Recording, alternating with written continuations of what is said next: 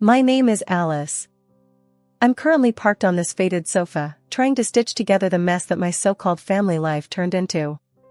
You know, before all this, I was living the typical 9-to-5 grind.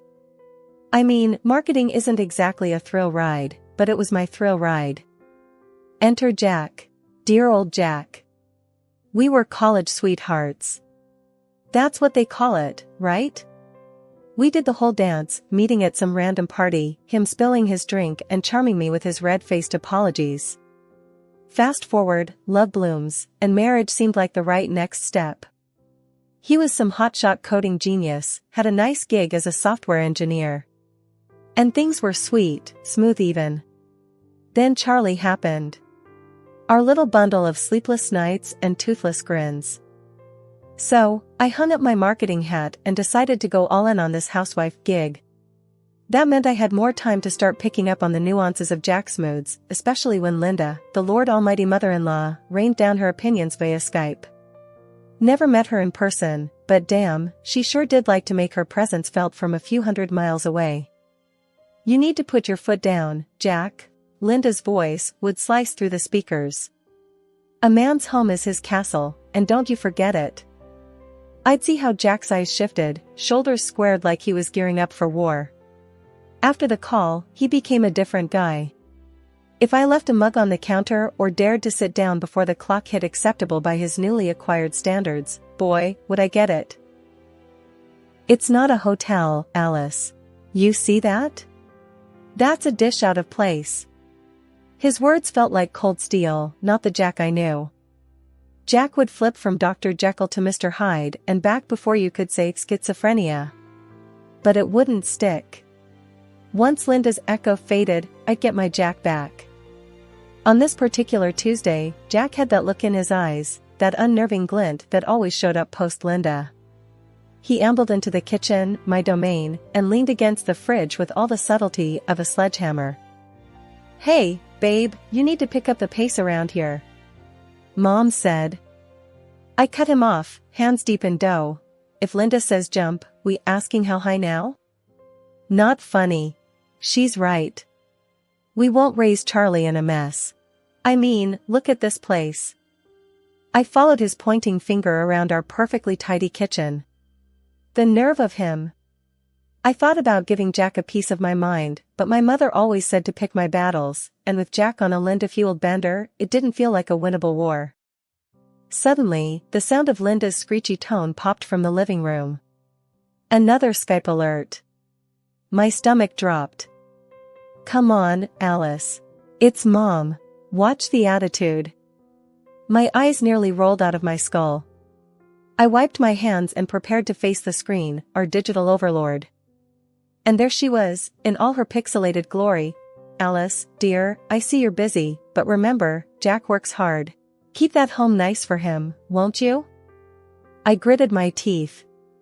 Of course, Linda. Nothing but the best for your boy. Jack flashed me a warning look, like be nice or else. But as Linda carried on about her expectations, I swear I felt something in me start to crack. Would this ever end? Or was I destined to live under the thumb of a woman who wasn't even in the room? On a Thursday that felt like any other, with Charlie fussing in my arms and the smell of yesterday's dinner still haunting the living room, Jack came out with it. We're spending Christmas with my mom in her house, he said, not even looking up from his phone. I paused, Charlie's pacifier halfway to salvation. Christmas there? With Linda? The words were sour, just hanging in the air. Jack finally glanced up, eyebrow raised. Yep, good for the family and all that. High time they all met Charlie, don't you think? Pulling at the edge of my shirt, already spotted with who knows what, I frowned. But Charlie's so young, and I'm not up for a road trip, especially in December. He shrugged, scrolling through something undoubtedly important. Babe, it'll be fine. A bit of cold won't hurt him. Besides, Mom's already planning the whole thing. Heat flared up in my chest, but I kept my voice steady. Doesn't sound like a question, Jack. Did you even consider my say in this? Come on, Alice. It's not up for debate. This is what families do. They get together for the holidays. I shot him a look that could have burned toast. And usually, they ask, not announce, I snapped. He pocketed the phone and came over, trying to play peacemaker. Hey, I know it's sudden, but think about it. Could smooth things out with Mom. I laughed, but there was no joy in it. Smooth things out? You mean play house the Linda way or no way? Jack winced. That's not fair. You know how much she's been bugging me about visiting. I handed him Charlie, who seemed hellbent on testing his lungs. She's not the one who has to pack up an infant and deal with your family's drama. Jack bounced Charlie on his knee, a whisper of a smile on his face. It'll be like an adventure. You love adventures, remember? That's when the mom glare I'd been perfecting hit him full force. Adventures don't involve feeding schedules and diaper bags. But Jack had that determined look that spelled trouble. We're going, Alice. End of discussion. I let out a long sigh, nerves frayed. Fine, but hear this, Jack. We're not going there to be pushed around. I'm serious. He nodded, but there was a trace of something else there. And I won't remember saying yes to this kind of look. And you're gonna help, right? With the packing, the baby, and dealing with your mom? Yeah, of course, he said, though he was already picking up his phone again. With a defeated grunt, I moved to start making a list of what to take. Booties, blankets, and the battle gear needed to survive a week with Linda. The moment we stepped into Linda's house, a looming structure that seemed straight out of a ghost story with its creaky floorboards and chilly drafts, I knew we were in for a ride. A sea of faces turned our way, Jack's aunts and uncles, cousins by the dozen, and the venerable queen herself, Linda, holding court. Her eyes skimmed over me like a scanner, resting on our sleeping Charlie, wrapped snug in his blanket. There's my grandbaby, she exclaimed, her arms outstretched, with a warmth that almost felt real. But as she lifted her gaze to meet mine, the temperature could have dropped 10 degrees. Alice, she nodded, begrudging respect at best. Jack cleared his throat. Mom, thanks for having us. The room was buzzing with relatives chatting and the scent of cinnamon and pine. But the festive cheer didn't reach Linda's eyes when she turned back to me. Hope the drive wasn't too terrible. Roads can be unforgiving this time of year. It was all right, I returned with a tight smile, clutching Charlie a little closer. Well, let's not stand here catching a chill. Alice, Linda continued, and the entire room seemed to hold its breath. I would really appreciate it if you could take the lead getting the place shipshape for Christmas. Jack shot me a desperate play nice look while I struggled to find words. Me? But, I've got Charlie too. Linda waved a hand dismissively. Oh, there will be plenty of hands eager to dote on the boy. Besides, I've seen your Instagram. You've got a knack for this sort of thing. My Instagram, the place where I posted meticulously filtered photos of our home that hid the chaos of reality? I gritted my teeth and forced another smile. I guess I can give it a go. A look of approval crossed Linda's face, one that didn't reach her eyes. So I dug into box after box of holiday decor, feeling more like Cinderella than a welcomed guest. Jack's family was a loud chorus of advice and backseat decorating, all while passing Charlie around like the season's hottest toy, a living, breathing doll for them to coo over. Jack vanished into the belly of the house, with only the odd shout of "How's it going there?" or "Mom says the garland should go higher," to remind me he was still there. By the time dinner rolled around, the grand old house glittered and shone like something out of a fairy tale where the fairy godmother had taken the day off and left Cinderella to do all the work herself. At the table, loaded with more food than the whole neighborhood could eat, Jack raised his glass in a toast. To family, he said, smiling. I caught a wink he sent his mother's way. I tried to match their cheer, but fatigue had long since taken the wheel. Jack noticed, but not with the sympathy I needed. You could have put a bit more tinsel up, he remarked offhandedly between bites. Mom noticed. After a long night chasing the elusive spirit of Christmas at the behest of Linda's pointed directions, all the while keeping a smile plastered on my face for the sake of holiday peace, I retired to our room.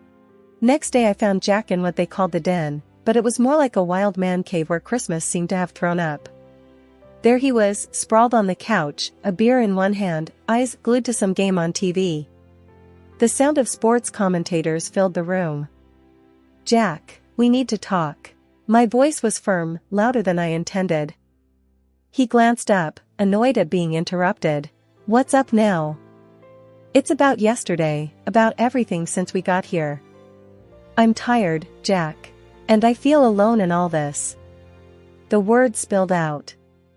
He scoffed. "Alone? With all my family around? Come on, Alice.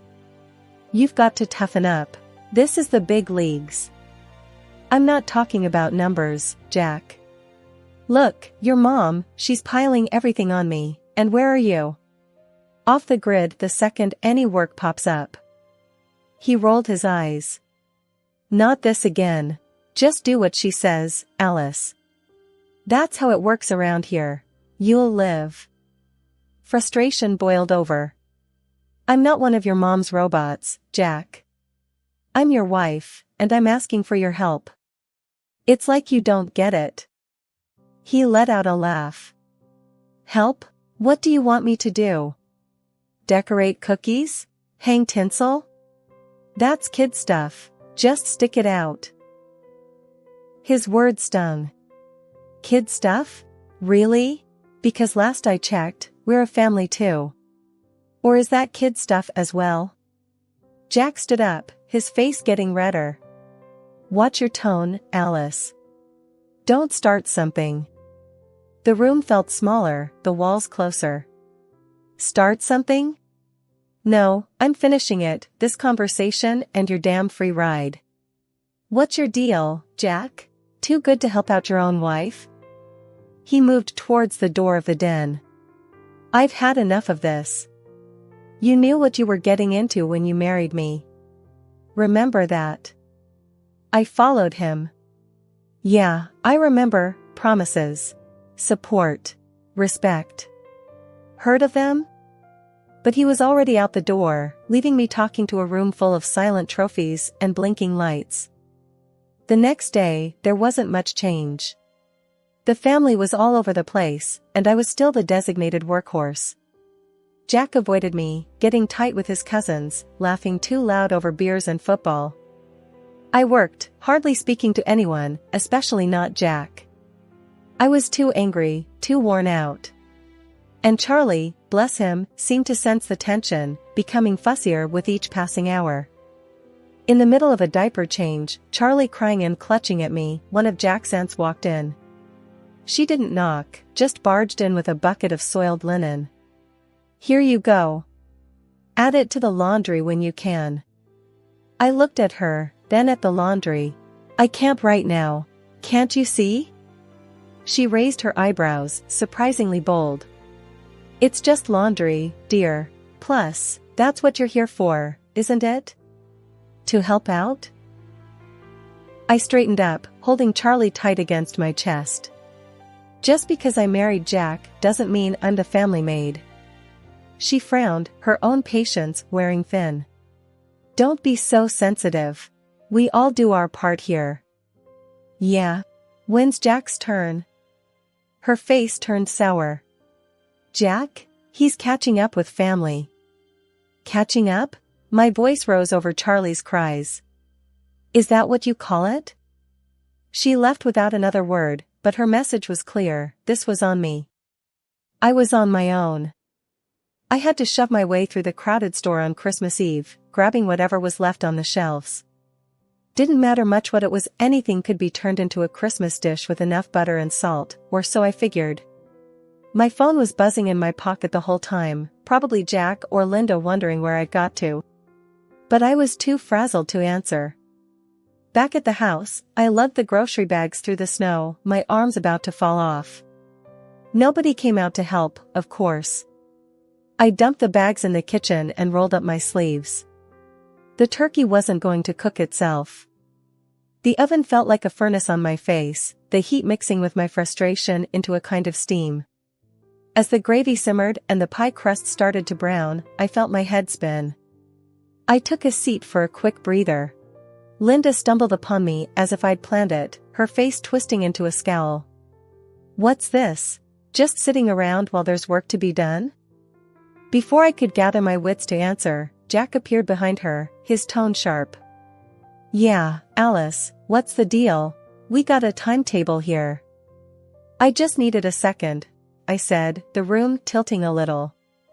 "I'm not feeling too." "Oh, save it." Linda cut me off. "This family needs team players, not weaklings.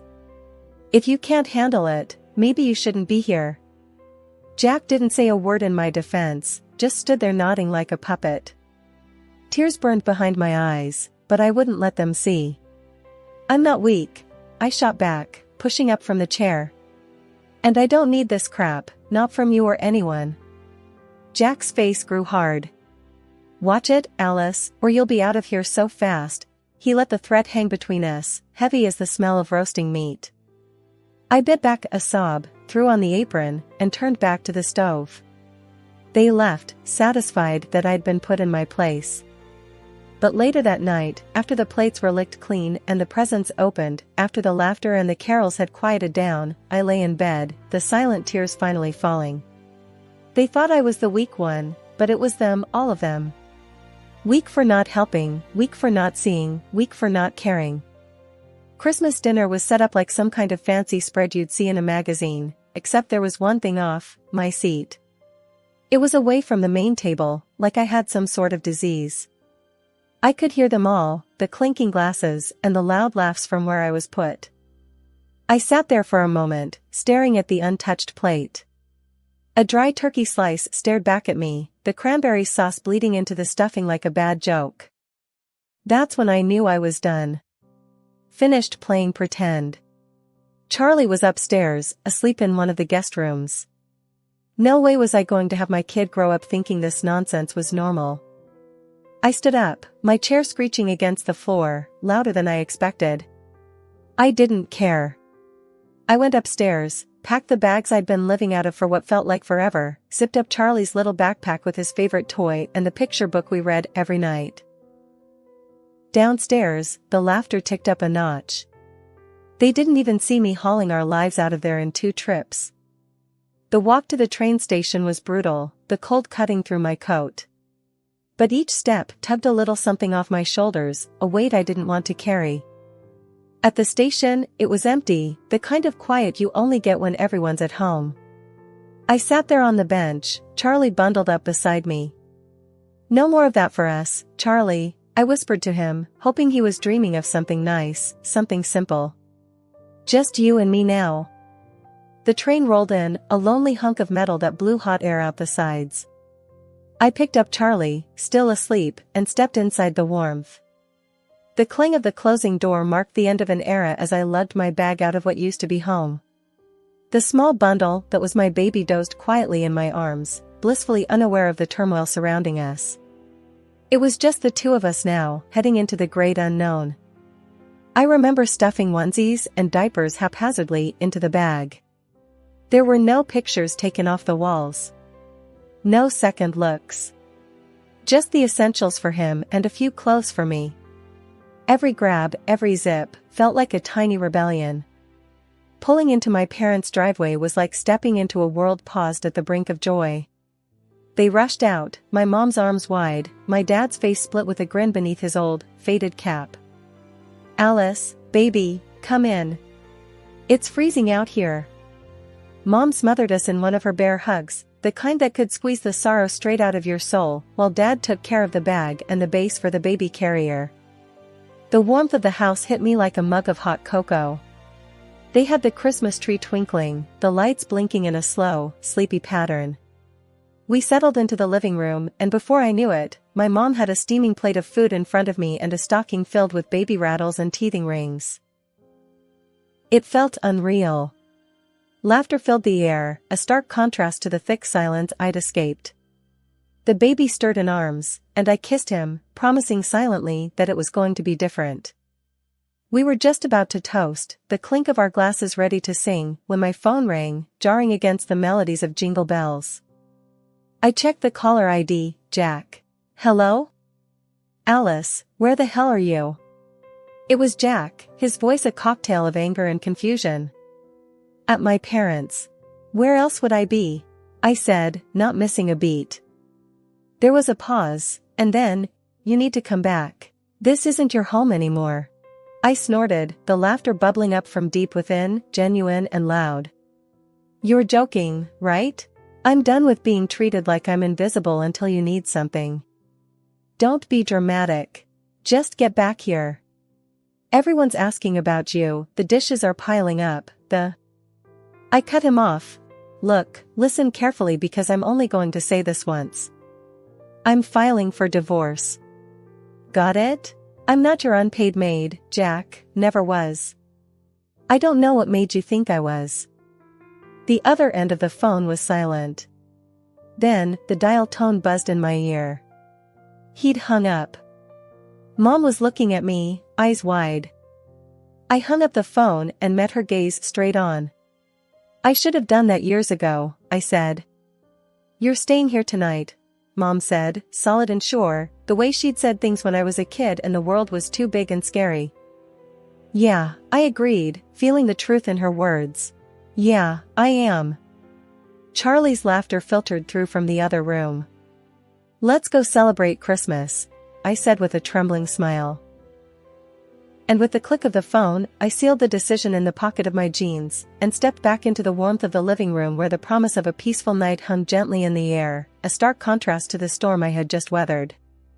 Waking up to the same old ceiling crack had become kind of a comfort. The kitchen was already buzzing when I came down. Mom was at the stove, and Dad was half buried in newspaper at the table. Charlie was making a go at a slice of toast, more crumbs decorating his lap than making it into his mouth.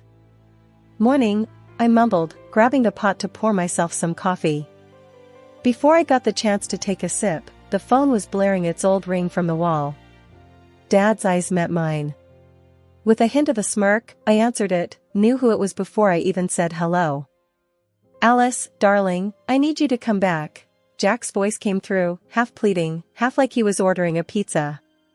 A man needs his wife. I need you to take care of things here. I almost choked on air, the laugh came out so hard. Jack, honey, you lost the right to need anything from me. But nothing, Jack. I'll send over the divorce papers by the end of the week. You can take care of yourself, or find someone else to boss around. Have a nice life. And with that, I hung up. Mom was staring at me, one eyebrow raised. Everything all right? She asked, a knowing look on her face. Couldn't be better, I said, finally taking that sip of coffee. It was bitter, strong, and hot, just how I needed it. As weeks turned into months, that new chapter in life I'd opened became less about what I'd left behind and more about what was ahead. Divorce papers were signed, delivered, and done with. My bank account got a little heavier with the first round of alimony checks, child support Jack called it, but let's be real, it was guilt money. Either way, it was for Charlie, and that's all that mattered. The job hunt wasn't easy, wasn't hard either. Just a truckload of maybes and a handful of not.